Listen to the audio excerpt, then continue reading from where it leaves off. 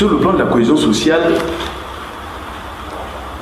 il y a eu quelque chose d'innovant dont il faut saluer, c'était le dialogue à la base, pour permettre justement que les Centrafricains puissent parler entre eux, qui a débouché sur le forum.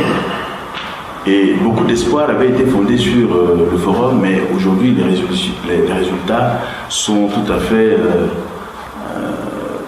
palpables, parce qu'au jour d'aujourd'hui, nous revenons à la case de départ, alors que ça devrait être le moment où on devrait aller vers la réconciliation, engager la paix pour faire revenir la cohésion sociale. Mais le dialogue à la base, c'était une très très très bonne chose, une bonne initiative. Aussi, il y a la participation aussi des autres acteurs. Ça a été rappelé ici, je crois que les associations politiques, les partis politiques, les leaders d'opinion, la diaspora, aussi doivent prendre leur part de responsabilité dans ce qui arrive à notre pays.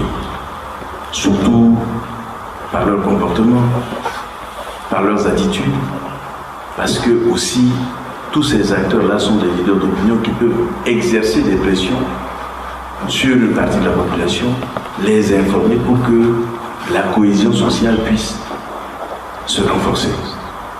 Parce que ce conflit, c'est vrai que ce sont des armes, des gens qui prennent des armes qui tuent. Mais ça commence aussi par des propos, ça commence aussi par des attitudes, ça commence aussi par la façon dont nous-mêmes nous percevons notre pays, nos compatriotes, et que nous nous engageons à sortir de cette situation, de ces crises. Ça nous interpelle tous.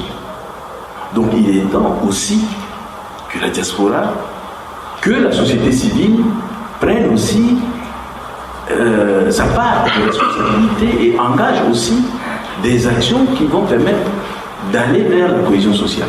Donc nous, sur le plan de la cohésion sociale, outre ce que propose le gouvernement de la transition, ce que fait la communauté internationale dans sa feuille de route pour nous aider à sortir de cette situation, il y a aussi nous-mêmes, nous en tant que Centrafricains, en termes d'association, en termes de formation politique, individuellement, par rapport à nos comportements, par rapport à ce que nous-mêmes disons, nous devions nous-mêmes rechercher la cohésion sociale.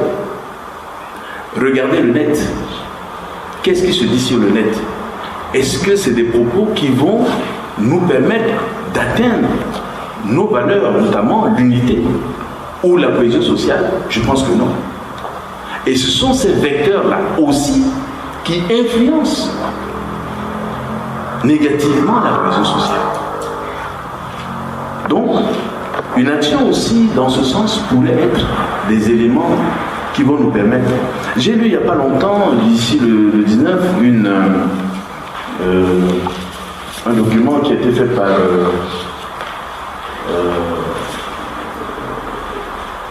par l'ONG internationale Crisis Group, qui parlait également de la part de la communauté, qui interpelle les Nations Unies dans le plan de sortie de crise en Centrafrique, qu'on n'a pas prévu un plan Marshall pour aider la République centrale. Parce que cette crise date de loin, c'est exprès que je voulais faire donc des réflexions sur l'ensemble de cette crise cyclique qui, fondamentalement, a détruit la base de notre économie, le tissu social et la cohésion sociale.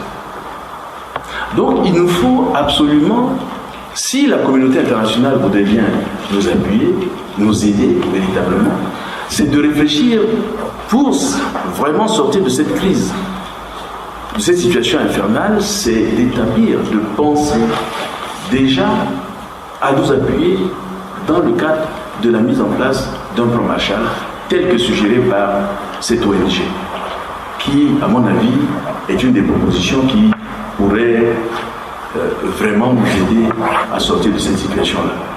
Évidemment, qui prendrait en compte le relèvement de notre économie, qui prendrait en compte la société, c'est-à-dire que le secteur privé, qui prendrait en compte le côté humanitaire, parce qu'il y a eu beaucoup de déplacements, nos populations ont été victimes et ne reçoivent pas le soutien nécessaire. Je pense que tout ça pourrait aider véritablement à une sortie de crise.